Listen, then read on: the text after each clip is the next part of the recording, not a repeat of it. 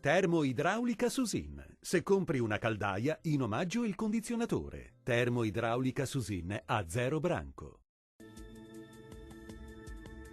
Molto grigio al mattino, poi tempo via via più instabile sulle nostre regioni con qualche debole fenomeno a carattere sparso. Vediamo dove nel dettaglio. Sul Veneto nebbie diffuse al mattino, solo in parziale sollevamento col passare delle ore. Dal pomeriggio qualche pioggia sul veneziano, ma tempo via via più instabile anche sul resto della regione.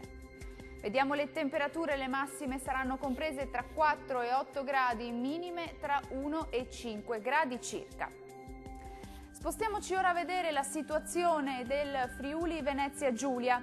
Anche qui locali nebbie e nubi basse sui settori meridionali al mattino, col passare delle ore nuvolosità in aumento anche con possibili piovaschi a carattere sparso.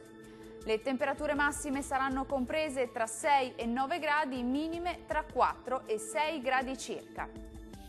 Spostiamoci ora a vedere che tempo farà sul Trentino Alto Adige.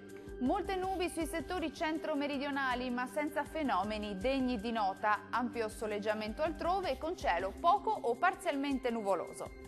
Diamo uno sguardo alle temperature, le massime saranno comprese tra 3 e 5 gradi, minime sotto zero tra meno 4 e meno 1 grado. Il mare sarà calmo sulle coste, quasi calmo al largo, i venti deboli, meridionali sulle zone costiere e moderati al largo. Dal meteo di Antenna 3 per ora è tutto, arrivederci al prossimo aggiornamento.